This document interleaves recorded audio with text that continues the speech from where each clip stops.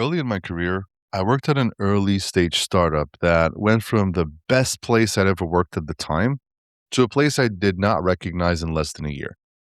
I joined as employee number 20, but we were growing quickly and crossed 50 employees after 6 months. By month nine, three of the original 10 had quit. Two managers weren't speaking to each other, and the CEO was making decisions in BlackBerry Messenger, an app that half the company didn't have access to. Nothing catastrophic happened. The company did not have any layoffs. There were no sudden pivots or anything else that would be considered disruptive in a company of that size. We just grew. And growing without preparation just broke the company.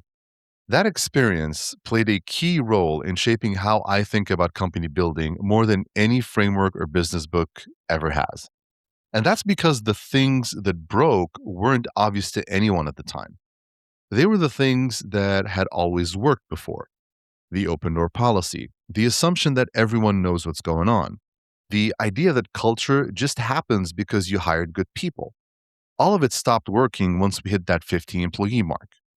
In this episode, I'm going to walk you through what breaks at 50 employees, why it breaks, and what you need to build before you get there so you don't lose the company you worked so hard to create.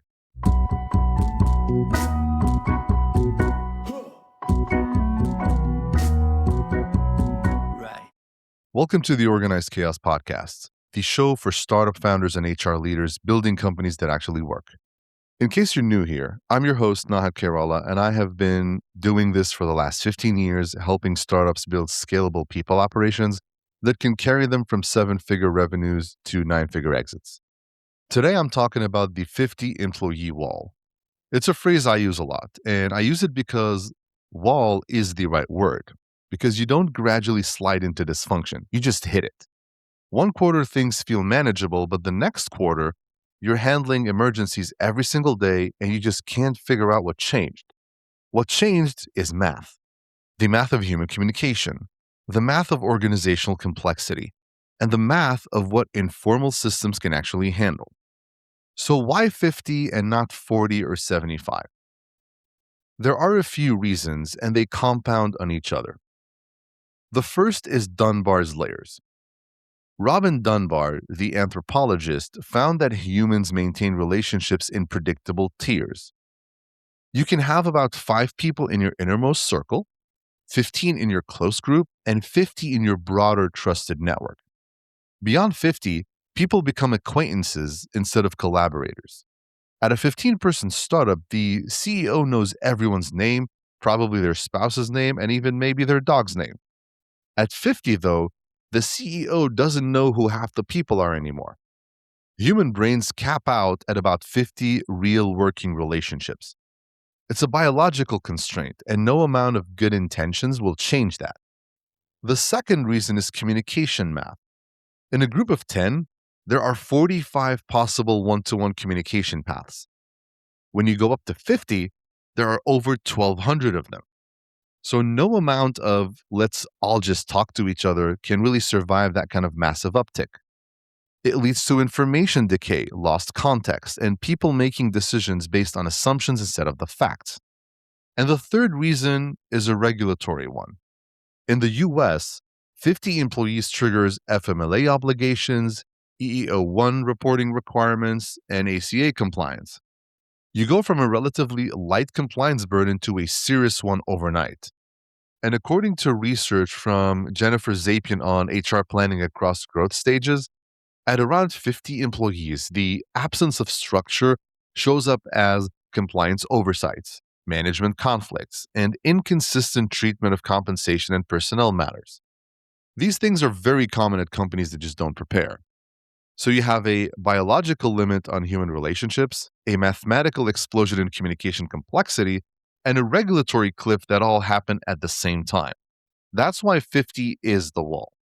The first thing that breaks at 50 is communication, and it breaks in ways that are hard to see from the top. Here's what I mean. At 20 employees, you can run the company on a Monday all hands and a few Slack channels because everyone hears the same information at roughly the same time. Decisions get made in conversations, and because everyone is in close proximity, be it physical or virtually, The context travels with the decision. But at 50 employees, that system fully collapses. If the CEO announces a strategy shift at the all hands, the VPs are going to interpret it slightly differently based on their own priorities. Then the managers under them are going to translate it again.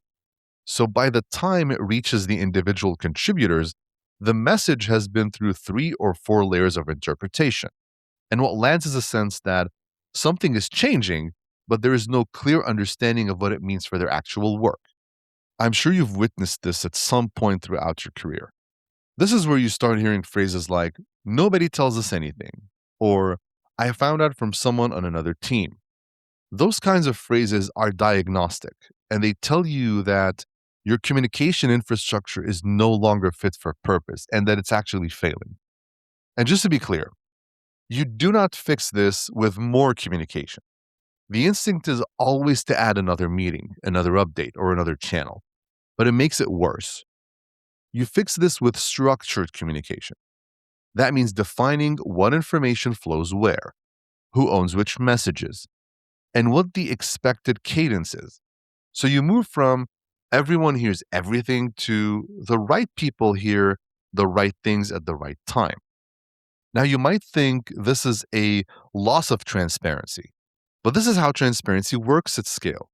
Without this type of structure, blasting everyone with all communication is just noise.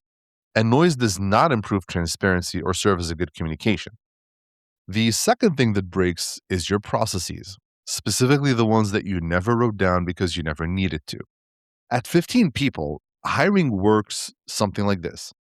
Someone knows someone, you do a few interviews, the CEO makes the call, and you send a job offer.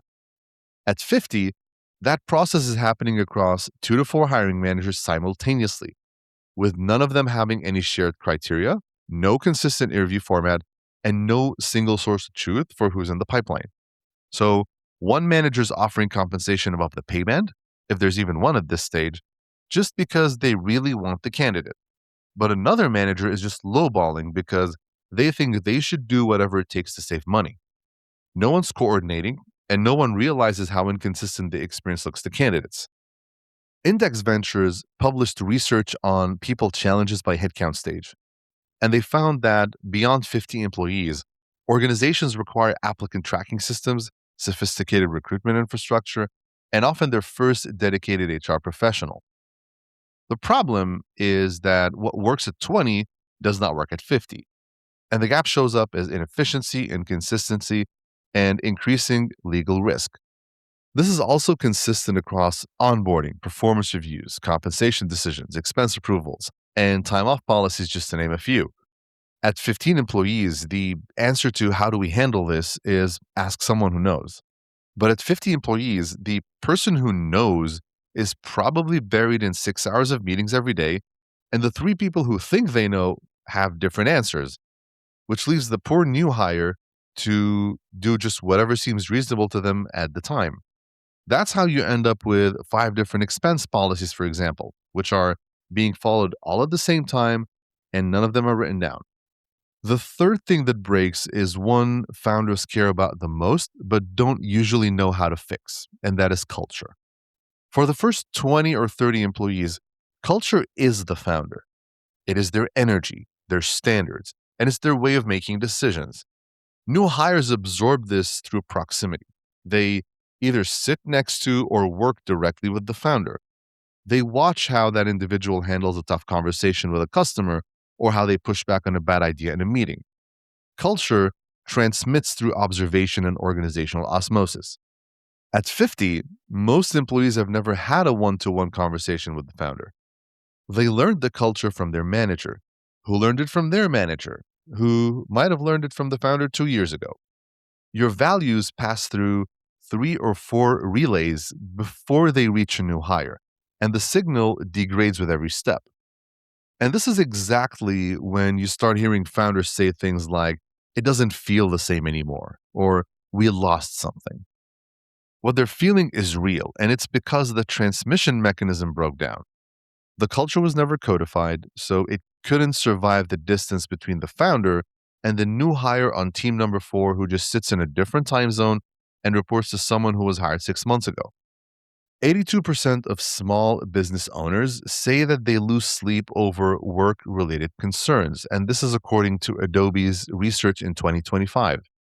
Culture drift is one of those concerns because when culture drifts, decision making drifts with it. And what happens is this leads to inconsistent customer experiences, misaligned priorities across teams, and an executive team that's pulling in three different directions. So let's put this into something practical that you can use. If you're between 20 and 40 employees right now, you're in the prep window. And here's what to build before you hit that 50 employee mark. Number one, hire your first HR professional before you think you need one. I say this knowing that most founders hear HR and they think of compliance paperwork and employee complaints, but that is just a very small fraction of the role, especially at that size. A strong HR professional at this stage will design and build the systems that let you scale without all the chaos I talked about. If you wait until you're at 50 to start looking, you're already 6 months behind because these systems take time to design and implement. Start the search at 30 to 35 employees and have someone in the seat by the time your headcount hits 40 to 45. Number two, document your core processes now while the people who built them are still around. Sit down with your best hiring manager and map out the process they currently follow. For the sake of clarity, I'm not talking about what the ideal process should be. I'm just saying document what you currently do today. Process redesign and improvement is a separate topic, but it will require this step anyway. Do the same for onboarding, for performance conversations, for how decisions get made about promotions and compensation. Write it all down and put it somewhere everyone can find, like an internal wiki such as Notion or Confluence. A clear 2-page document for each core process will save you months of confusion later as your team continues to grow. Number three, build a management layer that can truly manage. At 20 employees, it is okay to have individual contributors that are reporting directly to the CEO. But when you get to 50, you need managers who can translate strategy into execution, who can give honest feedback, develop their own people, and make decisions without escalating everything to the top. Otherwise, you're going to bottleneck the whole operation. Most first time managers at startups have never been trained on how to properly manage people. Chances are they were great individual contributors, and somewhere along the way, someone assumed that's what you need to be an effective manager. That is not management preparation. So invest in basic management training. Teach people how to run one on ones with direct reports, how to get feedback, and how to have difficult conversations. Number four, codify your culture in behavioral terms. It really means nothing when you say things like, we value innovation.